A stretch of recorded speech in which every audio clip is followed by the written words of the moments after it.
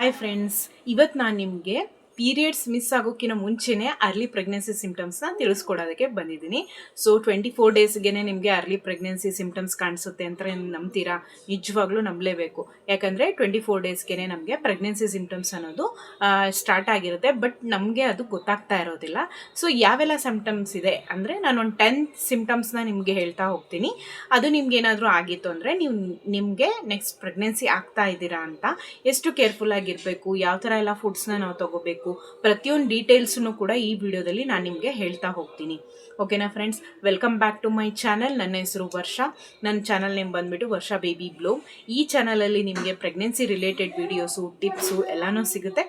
So ಯಾರು ಇನ್ನೂ subscribe ಮಾಡ್ಕೊಂಡಿಲ್ಲ, ಸಬ್ಸ್ಕ್ರೈಬ್ ಮಾಡಿ. ವಿಡಿಯೋ ಇಷ್ಟ ಆದರೆ ಲೈಕು ಮಾಡಿ, ಹಾಗೆ ಶೇರ್ ಮಾಡಿ ಅಂತ ಹೇಳ್ತಾ ಬನ್ನಿ ಸ್ಟಾರ್ಟ್ ಮಾಡೋಣ. 24 ಡೇಸ್ ಅಂದರೆ ರೆಗ್ಯುಲರ್ ಪೀರಿಯಡ್ಸ್ ಯಾರಿಗೆಲ್ಲ ಇರುತ್ತಲ್ವ, 28 ಡೇಸ್, 30 ಡೇಸ್, 32 ಡೇಸ್, ಈ ಥರ ರೆಗ್ಯುಲರ್ ಪೀರಿಯಡ್ಸ್ ಇರೋರಿಗೆ ಇದು ನಿಮಗೆ ಅರ್ಲಿ ಸಿಂಪ್ಟಮ್ಸು ಗೊತ್ತಾಗುತ್ತೆ. ಇರ್ರೆಗ್ಯುಲರ್ ಪೀರಿಯಡ್ಸ್ ಇದ್ದವರಿಗೆ ಇದು ಮೆನ್ಷನ್ ಆಗಲ್ಲ ಅಂತ ನಾನು ಹೇಳ್ತೀನಿ ಫ್ರೆಂಡ್ಸ್. ಯಾಕಂದರೆ ಅವರಲ್ಲಿ ತುಂಬ ಹಾರ್ಮೋನಲ್ ಇಂಬ್ಯಾಲೆನ್ಸ್ ಆಗಿ ಏರುಪೇರಸ್ ಇರುತ್ತೆ. ಸೊ ರೆಗ್ಯುಲರ್ ಪೀರಿಯಡ್ ಇರೋರಿಗೆ ಇದು ಕನ್ಸಿಡರ್ ಆಗುತ್ತೆ. ಓಕೆನಾ? ಇನ್ನೇನು ಅಂದರೆ 24 ಡೇಸ್ ಅಂದರೆ ಇನ್ನೊಂದು 5 to 6 ಡೇಸ್ಗೆ ನಿಮಗೆ ಪೀರಿಯಡ್ ಬರುತ್ತೆ ಅನ್ನೋ ಟೈಮಲ್ಲಿ ನಿಮಗಿದು ಮುಂಚೆನೇ ಸಿಂಪ್ಟಮ್ಸ್ ಕಾಣಿಸ್ತು ಅಂದರೆ ಪ್ರೆಗ್ನೆಂಟ್ ಆಗ್ತಾ ಇದ್ದೀರಾ ಅಂತ ಅರ್ಥ. ಮೊದಲನೇ ಸಿಂಪ್ಟಮ್ ಬಂದುಬಿಟ್ಟು ನಿಮಗೆ ಹೊಟ್ಟೆ ಕೆಳಗಡೆ, ಹೊಟ್ಟೆ ಅಡಿಭಾಗ ಅಂತಾರೆ, ಅಲ್ಲಿ ಲೈಟಾಗಿ ಪೇನ್ ಕಾಣಿಸ್ತಾ ಇರುತ್ತೆ. ಅಂದರೆ ಅದು ಪೀರಿಯಡ್ ಪೇನ್ ಆಗಿರೋದಿಲ್ಲ. ಸೊ ಪ್ರೆಗ್ನೆಂಟ್ ಏನಾದರೂ ನೀವು ಕನ್ಸೀವ್ ಆಗ್ತಾ ಇದ್ದೀರಾ ಅಂದರೆ ಲೈಟ್ ಪೇನ್ ನಿಮಗೆ ಸ್ಟಾರ್ಟ್ ಆಗಿರುತ್ತೆ. ಸೊ ಅದು ಪೀರಿಯಡ್ ಪೇನ್ ಥರ ಇರೋದಿಲ್ಲ. ಪೀರಿಯಡ್ ಪೇನ್ ಬಂದುಬಿಟ್ಟು ಶಾರ್ಪ್ ಪೇನ್ ಆಗಿರುತ್ತೆ. ಸೊ ಪೀರಿಯಡ್ ಪೇನ್ ಅದು ಆಗಿರೋದಿಲ್ಲ.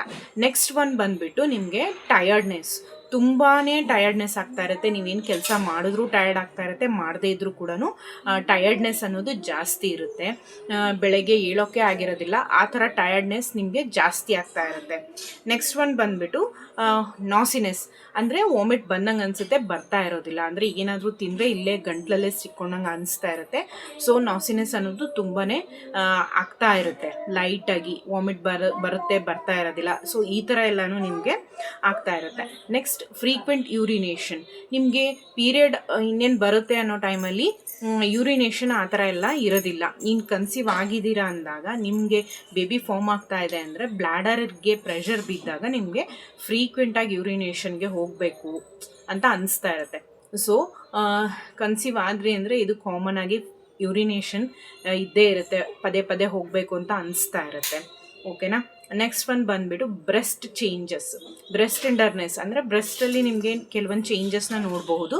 ಅದರಲ್ಲಿ ಬ್ರೆಸ್ಟಲ್ಲಿ ನಿಮಗೆ ಹೆವಿ ಅಂತಲೂ ಅನಿಸ್ತಾ ಇರುತ್ತೆ, ಹಾಗೆ ನಿಪ್ಪಲ್ ಸುತ್ತಲೂ ನಿಮಗೆ ಡಾರ್ಕ್ ಆಗಿ ಕಾಣಿಸೋಕ್ಕೆ ಸ್ಟಾರ್ಟ್ ಆಗುತ್ತೆ. ಹಾಗೆ ಸ್ಮಾಲ್ ಬಂಪ್ಸ್ ಕೂಡ ಬರ್ತಾ ಇರುತ್ತೆ. ಓಕೆನಾ? ನೆಕ್ಸ್ಟ್ ಒನ್ ಬಂದುಬಿಟ್ಟು ಮೂಡ್ ಸ್ವಿಂಗ್ಸ್ ಏನಂದರೆ ಹಾರ್ಮೋನಲ್ಸ್ ಇಂಬ್ಯಾಲೆನ್ಸ್, ಏರುಪೇರು ಜಾಸ್ತಿ ಆಗ್ತಾ ಇರೋದ್ರಿಂದ ನಿಮಗೆ ಮೂಡ್ ಸ್ವಿಂಗ್ಸ್ ಅನ್ನೋದು ಕಾಮನ್ ಆಗಿರುತ್ತೆ ಫ್ರೆಂಡ್ಸ್. ಏನೂ ಕೆಲಸ ಮಾಡಬೇಕು ಅನಿಸ್ತಿರೋದಿಲ್ಲ, ತುಂಬಾ ಬೇಜಾರಾಗ್ತಾ ಇರುತ್ತೆ. ಯಾರಾದರೂ ಮಾತಾಡ್ಸಿದ್ರೆ ಯಾಕೆ ಮಾತಾಡಿಸ್ತಾರೆ ಅಂತ ಅನಿಸ್ತಾ ಇರುತ್ತೆ. ಕೆಲವೊಂದು ಟೈಮಲ್ಲಿ ತುಂಬಾ ಫ್ರಸ್ಟ್ರೇಷನ್ ಕೂಡ ಆಗ್ತಾ ಇರ್ತೀರ. ಸೊ ಇದೆಲ್ಲ ಪ್ರೆಗ್ನೆನ್ಸಿಯಲ್ಲಿ ಕಾಮನ್. ಆ ಥರ ಆಗ್ತಾ ಇತ್ತು ಅಂದರೆ ಅದು ಕೂಡ ನೀವು ಒಂದು ಸಿಂಪ್ಟಮ್ ಅಂತ ನೀವು ಕನ್ಸಿಡರ್ ಮಾಡಬಹುದು. ನೆಕ್ಸ್ಟ್ ಒನ್ ಬಂದುಬಿಟ್ಟು ಫುಡ್ ಕ್ರೇವಿಂಗ್ ಅಂದರೆ ನಿಮಗೆ ಕೆಲವು ಸರ್ತಿ ಖಾರ ತಿನ್ನಬೇಕು ಅನಿಸ್ತಿರುತ್ತೆ, ಕೆಲವು ಟೈಮ್ ಹುಳಿದನ್ನು ತಿನ್ನಬೇಕು ಅಂತ ಸ್ಟಾರ್ಟ್ ಆಗ್ತಾ ಇರುತ್ತೆ. ಇದೂ ಕೂಡ ಒಂದು ಸಿಂಪ್ಟಮ್ಸೇ. ಯಾಕಂದರೆ ಪೀರಿಯಡ್ಸ್ ಬರೋಕ್ಕಿಂತ ಮುಂಚೆ ನಮ್ಗೆ ಇದೆಲ್ಲ ಏನೂ ಅನಿಸ್ತಾ ಇರೋದಿಲ್ಲ. ಸೊ ಅನಿಸ್ತಾ ಇದೆ ಅಂದರೆ ಪ್ರೆಗ್ನೆನ್ಸಿ ಅಂದರೆ ನೀವು ಕನ್ಸೀವ್ ಆಗ್ತಾ ಇದ್ದೀರಾ ಅಂತ ನಿಮಗೆ ಅದು ಕೂಡ ನಿಮಗೆ ಸೂಚನೆ ಕೊಡುತ್ತೆ. ನೆಕ್ಸ್ಟ್ ಒನ್ ಬಂದುಬಿಟ್ಟು ಲೈಟ್ ಸ್ಪಾಟಿಂಗ್ ಅಂದರೆ ಫ್ರೆಂಡ್ಸ್, ನಿಮ್ಗೆ ಇನ್ನೇನು ಪೀರಿಯಡ್ ಬರೋ 1 ವೀಕಲ್ಲಿ ನಿಮಗೆ ಇಂಪ್ಲಾಂಟೇಷನ್ ಪ್ರೋಸೆಸ್ ನಡೀತಾ ಇರುತ್ತೆ. ಸೊ ಈ ಇಂಪ್ಲಾಂಟೇಷನ್ ಪ್ರೋಸೆಸ್ ನಡೆಯುವಾಗ ಇದರಲ್ಲಿ ನೀವು ಏನು ಮಾಡಬೇಕಂದ್ರೆ ಮುಖ್ಯವಾಗಿ ದಾಂಪತ್ಯನ ಇಡಬಾರ್ದು.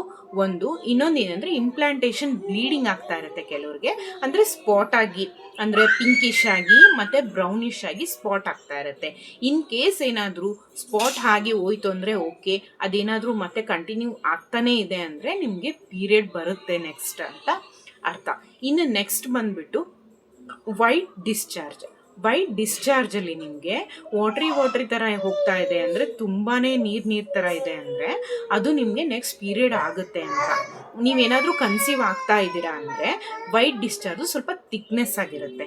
ಸೊ ಅದು ನೀವು ನೆಕ್ಸ್ಟ್ ನೀವು ಪ್ರೆಗ್ನೆಂಟ್ ಆಗ್ತಾ ಇದ್ದೀರಾ ಅಂದರೆ ನಿಮ್ಮ ಪೀರಿಯಡ್ ಮಿಸ್ ಆಗುತ್ತೆ ಅನ್ನೋದು ಒಂದು ಸೂಚನೆ. ಓಕೆನಾ. ನೆಕ್ಸ್ಟ್ ಒನ್ ಬಂದುಬಿಟ್ಟು ಫ್ರೆಂಡ್ಸ್ ಹೆಡ್ಏಕ್ ನಾರ್ಮಲ್ ಆಗಿ ಲೈಟಾಗಿ ಹೆಡ್ಏಕ್ ಇರುತ್ತೆ. ನೀವು ಇದನ್ನೆಲ್ಲ ಅಬ್ಸರ್ವ್ ಮಾಡ್ಕೊಳ್ಳಿ. ಪೀರಿಯಡ್ ಬರೋಕ್ಕಿಂತ ಮುಂಚೆ ಈ ಥರ ಯಾವಾಗಾದರೂ ಆಗಿತ್ತಾ ಅಥವಾ ಇವಾಗೇ ನಿಮಗೆ ಫಸ್ಟ್ ಟೈಮ್ ಆಗ್ತಿದೆನಾ ಅಂತ ನೀವು ಅಬ್ಸರ್ವೇಷನ್ ಮಾಡ್ತಾ ಬನ್ನಿ. ನಿಮ್ಗೆ ಖಂಡಿತ ಈ ಎಲ್ಲ ಸಿಂಪ್ಟಮ್ಸ್ ಇದ್ದೇ ಇರುತ್ತೆ. ಅಕಸ್ಮಾತ್ ಈ ಸಿಂಪ್ಟಮ್ಸಲ್ಲಿ 4-5 ಸಿಂಪ್ಟಮ್ಸ್ ಇದ್ದರೂ ಕೂಡ ನೀವು ನೆಕ್ಸ್ಟ್ ಪ್ರೆಗ್ನೆಂಟ್ ಆಗ್ತಾ ಇದ್ದೀರಾ ಅಂತಲೇ ಅರ್ಥ. ಓಕೆನಾ ಫ್ರೆಂಡ್ಸ್, ಈ ಎಲ್ಲ ಸೂಚನೆಗಳಿತ್ತು ಅಂದರೆ ಕನ್ಫರ್ಮ್ ಆಗಿ ನಿಮಗೆ ಪ್ರೆಗ್ನೆನ್ಸಿ ಕನ್ಫರ್ಮ್ ಆಗ್ತಾ ಇದೆ ಅಂತ. ಸೊ ನೀವು ತುಂಬಾ ಕೇರ್ಫುಲ್ಲಾಗಿರಬೇಕು. ಮನೆ ಕೆಲಸಗಳಲ್ಲಿ ಮಾಡೋದ್ರಲ್ಲಿ ತುಂಬಾ ಫಾಸ್ಟಾಗಿ ಮಾಡೋದು, ನೆಲನ ಬಗ್ಗಿ ಒರೆಸೋದು ಆ ಥರ ಎಲ್ಲ ಮಾಡೋಕ್ಕೆ ಹೋಗಬೇಡಿ. ಹಾಗೆ ಯಾರಾದರೂ ಬಟ್ಟೆ ವಾಶ್ ಮಾಡಬೇಕು, ಕೆಲವರು ಇರ್ತೀರ ಕೈಯಲ್ಲೇ ವಾಶ್ ಮಾಡಬೇಕು ಅಂತ ಮಾಡ್ತಾ ಇರ್ತಾರೆ. ಸೊ ಹೊಟ್ಟೆ ಮೇಲೆ ಪ್ರೆಷರ್ ಬಿದ್ದು ನಿಮಗೆ ಮುಂದೆ ಅದು ಅಬೋಷನ್ ಆಗೋ ಥರನೂ ಆಗಿಬಿಡುತ್ತೆ. ಸೊ 24 ಡೇಸ್ ಅಂದರೆ ಯಾರಿಗೂ ಕೂಡ ಅದು ಗೊತ್ತಾಗಿರೋದಿಲ್ಲ ನಾವು ಕನ್ಸೀವ್ ಆಗಿರ್ತೀವಿ ಏನಂತ. ಪ್ರೊಸೆಸಿಂಗ್ ನಡೀತಾ ಇರುತ್ತೆ. ಸೊ ಹಾಗಾಗಿ ನೀವು ತುಂಬಾ ಕೇರ್ ತೊಗೋಬೇಕು ಅಂತ ಹೇಳ್ತೀನಿ. ನೆಕ್ಸ್ಟ್ ಬಂದುಬಿಟ್ಟು ಫ್ರೆಂಡ್ಸ್, ಜರ್ನಿನ ಅವಾಯ್ಡ್ ಮಾಡಿ, ಎಲ್ಲೂ ಓಡಾಡೋಕ್ಕೆ ಹೋಗಬೇಡಿ. ನೀವೇನಾದರೂ ಕನ್ಸೀವ್ಗೆ ಪ್ಲ್ಯಾನ್ ಮಾಡ್ತಿದ್ದೀರಾ ಅಂದರೆ ನಿಮ್ಗೆ ಗೊತ್ತಿರುತ್ತೆ ಅಲ್ವಾ, ಸೊ ಈ ಮಂತಲ್ಲಿ ನಾನು ಪ್ಲ್ಯಾನ್ ಮಾಡ್ಕೊಂಡಿದ್ದೀನಿ ಅಂತ. ಸೊ ಹಾಗಾಗಿ ನೀವೆಲ್ಲೂ ಹೊರಗಡೆ ಹೋಗದೇ ಇರೋದೇ ಬೆಟರ್ ಅಂತ ಹೇಳ್ತೀನಿ. ಮೇನ್ ಇನ್ನೊಂದು ಬಂದುಬಿಟ್ಟು ಫ್ರೆಂಡ್ಸ್, ಫಾಲಿಕ್ ಆ್ಯಸಿಡನ್ನು ನೀವು ಡಾಕ್ಟರ್ನ ಕನ್ಸಲ್ಟ್ ಮಾಡಿ ನೀವು ಇದನ್ನು ಸ್ಟಾರ್ಟ್ ಮಾಡಬೇಕಾಗತ್ತೆ. ಇನ್ನೊಂದು ಏನಂದರೆ, ಇವಾಗೆಲ್ಲರೂ ಹೆಲ್ತ್ ಕಾನ್ಷಿಯಸ್ ಜಾಸ್ತಿ ಇರೋದ್ರಿಂದ ನೀವು ಪ್ರೆಗ್ನೆನ್ಸಿ ಪ್ಲ್ಯಾನ್ ಮಾಡ್ತಿದ್ದೀರಾ ಅಂದರೆ ಮೊದಲೇ ಡಾಕ್ಟರ್ನ ಮೀಟ್ ಮಾಡಿರ್ತೀರ. ಸೊ ಈ ಫಾಲಿಕ್ ಆ್ಯಸಿಡ್ ನೀವು ಕನ್ಸೀವ್ ಆದಮೇಲೆ ತೊಗೊಳೋಕ್ಕಿಂತ ಮುಂಚೆಯಿಂದ ನೀವು ತೊಗೊಂಡ್ರಿ ಅಂದರೆ ಇದು ನಿಮಗೆ ಬೆನಿಫಿಟ್ ಆಗಿರುತ್ತೆ ಅಂತ ಹೇಳ್ತೀನಿ. ಅಂದರೆ ಫಾಲಿಕ್ ಆ್ಯಸಿಡ್ನ 3 ಮಂತ್ಸ್ ಬಿಫೋರಿಂದ ನೀವು ಸ್ಟಾರ್ಟ್ ಮಾಡಿದ್ರೆ ಅಂದರೆ ನಿಮಗೆ ಇದು ಕನ್ಸ್ಯೂಮ್ ಮಾಡೋದಕ್ಕೆ ಹೆಲ್ಪ್ ಮಾಡಲ್ಲ. ನಿಮಗೆ ಬೇಬಿದು ನ್ಯೂರಲ್ ಟ್ಯೂಬು ಆರ್ಗನ್ಸ್ ಎಲ್ಲ ಬೆಳೆಯೋದಕ್ಕೆ, ಅಂದರೆ ಕೆಲವ್ರಿಗೆಲ್ಲ ಈಗ 3 ಮಂತ್ಸ್ 4 ಮಂತ್ಸ್ ಆದಮೇಲೆ ಅದರಲ್ಲಿ ಬೇಬಿಗೆ ಅದು ಗ್ರೋ ಆಗಿಲ್ಲ, ಈ ಥರ ಏನೋ ಪ್ರಾಬ್ಲಮ್ ಆಗಿದೆ ಅಂತ ಸ್ಕ್ಯಾನಿಂಗಲ್ಲೆಲ್ಲ ರಿಪೋರ್ಟ್ಸ್ ಬರುತ್ತೆ. ಸೊ ಆ ಥರ ಮುಂದೆ ಬರೋ ಪ್ರಾಬ್ಲಮ್ನ ತಡೆಗಟ್ಟುತ್ತೆ ಅಂತ ಹೇಳ್ಬೋದು. ಸೊ ಹಾಗಾಗಿ ಫಾಲಿಕ್ ಆ್ಯಸಿಡ್ನ ನೀವು 3 ಮಂತ್ಸ್ ಬಿಫೋರ್, ಅಂದರೆ ನೀವೀಗ ಬೇಬಿ ಬೇಕು ಅಂತ ಏನು ಪ್ಲ್ಯಾನ್ ಮಾಡ್ತಾ ಇರ್ತೀರಲ್ವ, ಸೊ ಅವಾಗಿಂದನೇ ನೀವು ಇದನ್ನು ತೊಗೊಂಡ್ರಿ ಅಂದರೆ ನಿಮಗೆ ಇದು ಹೆಲ್ಪ್ಫುಲ್ ಆಗುತ್ತೆ ಅಂತ ಹೇಳ್ತೀನಿ. ಸೊ ಹೆಲ್ತ್ ಚೆಕಪ್ಗೆ ಹೋದಾಗ ಡಾಕ್ಟರ್ನ ಕೇಳಿ ಖಂಡಿತ ಅವ್ರು ನಿಮಗೆ ಇದನ್ನು ಸಜೆಸ್ಟ್ ಮಾಡೇ ಮಾಡ್ತಾರೆ. ಸೊ ಆ ಥರ ನೀವು ಫಾಲಿಕ್ ಆ್ಯಸಿಡ್ ತಗೊಂಡಾಗ ಮಾತ್ರ ನಿಮಗೆ ಹೆಲ್ಪ್ ಆಗುತ್ತೆ. ಅದು ಫಾಲಿಕ್ ಆ್ಯಸಿಡ್ ಕನ್ಸ್ಯೂಮ್ ಮಾಡೋದಕ್ಕೆ ಹೆಲ್ಪ್ ಮಾಡಲ್ಲ, ನಿಮ್ಮ ಬೇಬಿ ಗ್ರೋತ್ಗೆ ಹೆಲ್ಪ್ ಮಾಡುತ್ತೆ ಫೈನಲ್ ಆಗಿ ಹೇಳಬೇಕು ಅಂದರೆ. ಓಕೆನಾ. ನೆಕ್ಸ್ಟ್ ಒನ್ ಬಂದುಬಿಟ್ಟು ಫ್ರೆಂಡ್ಸ್, ಜರ್ನಿ ಬೇಡ ಅಂತ ಹೇಳಿದ್ದೀನಿ. ಇನ್ನೊಂದು, ಹೀಟ್ ಐಟಮ್ಸ್ಗಳನ್ನ ಯಾವುದನ್ನು ತಿನ್ನೋಕ್ಕೆ ಹೋಗಬೇಡಿ. ಅದರಲ್ಲಿ ಎಸ್ಪೆಷಲಿ ಎಗ್ಗು, ಚಪಾತಿ ಮತ್ತು ನಿಮ್ಗೆ ಏನೇನು ಪದಾರ್ಥಗಳು ತಿಂದಾಗ ಹೀಟ್ ಜಾಸ್ತಿ ಆಗುತ್ತೆ ಅಂತ ನಮ್ಗೆ ಗೊತ್ತಿರುತ್ತೆ ಅಲ್ವಾ. ಸೊ ಅಂಥ ಪದಾರ್ಥಗಳನ್ನೆಲ್ಲ ಅವಾಯ್ಡ್ ಮಾಡ್ತಾ ಬನ್ನಿ. ಯಾರಾದರೂ ಸಮ್ಮರಲ್ಲಿ ಕನ್ಸೀವ್ ಆಗ್ತಾ ಇದ್ದೀರಾ ಅಂದರೆ ಇನ್ನೂ ಹೆಚ್ಚಾಗಿ ನೀವು ಕೇರ್ ತೊಗೋಬೇಕು, ಚೆನ್ನಾಗಿ ನೀರು ಕುಡಿಬೇಕು. ಓಕೆನಾ.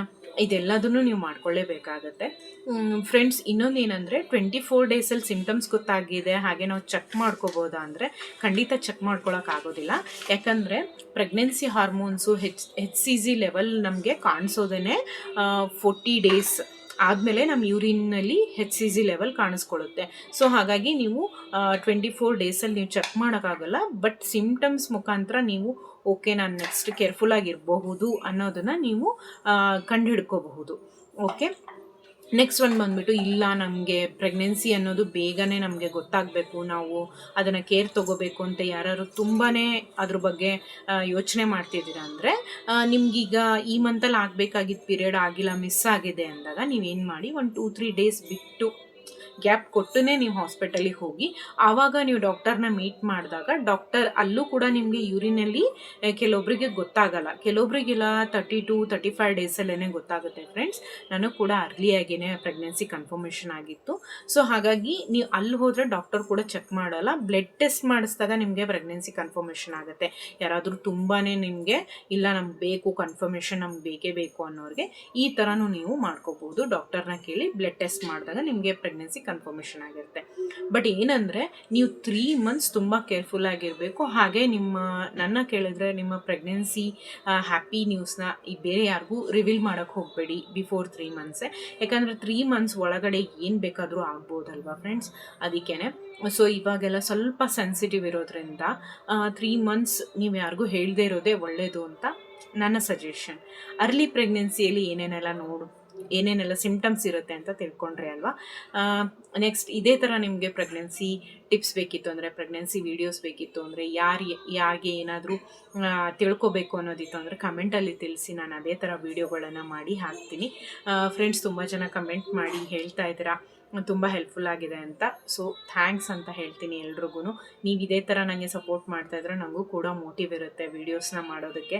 ಏನೇ ಇದ್ರೂ ಕೂಡ ನನಗೆ ಕಮೆಂಟಲ್ಲಿ ನೀವು ಕೇಳಿ, ನಾನು ಅದೇ ಥರ ನಿಮಗೆ ವೀಡಿಯೋಸ್ನ ಕೊಡೋದಕ್ಕೆ ಟ್ರೈ ಮಾಡ್ತೀನಿ. ಅಂದರೆ ನನ್ನ ಇನ್ಫಾರ್ಮೇಷನ್ಗಳನ್ನ ತೊಗೊಂಡು ನಿಮಗೆ ನಾನು ಕೊಡ್ಬೋದು. ಹಾಗೆ ನಿಮ್ಮ ಫ್ರೆಂಡ್ಸ್ ರಿಲೇಟಿವ್ಸಲ್ಲಿ ಯಾರಾದರೂ ಪ್ರೆಗ್ನೆಂಟ್ ಇದ್ದರೆ ಅಥವಾ ಪ್ಲ್ಯಾನಿಂಗ್ ಮಾಡ್ತಾಯಿದ್ರೆ ವೀಡಿಯೋನ ದಯವಿಟ್ಟು ಅವ್ರಿಗೂ ಶೇರ್ ಮಾಡಿ, ಹೆಲ್ಪ್ ಆಗುತ್ತೆ. ಓಕೆನಾ? ಇನ್ನೂ ಯಾರೆಲ್ಲ ನನ್ನ ಚಾನಲ್ನ ಸಬ್ಸ್ಕ್ರೈಬ್ ಮಾಡ್ಕೊಂಡಿಲ್ಲ, ಸಬ್ಸ್ಕ್ರೈಬ್ ಮಾಡ್ಕೊಳ್ಳಿ, ಲೈಕ್ ಮಾಡಿ, ಶೇರ್ ಮಾಡಿ. ನೆಕ್ಸ್ಟ್ ವೀಡಿಯೋದಲ್ಲಿ ಸಿಗ್ತೀನಿ ಫ್ರೆಂಡ್ಸ್. ಬಾಯ್.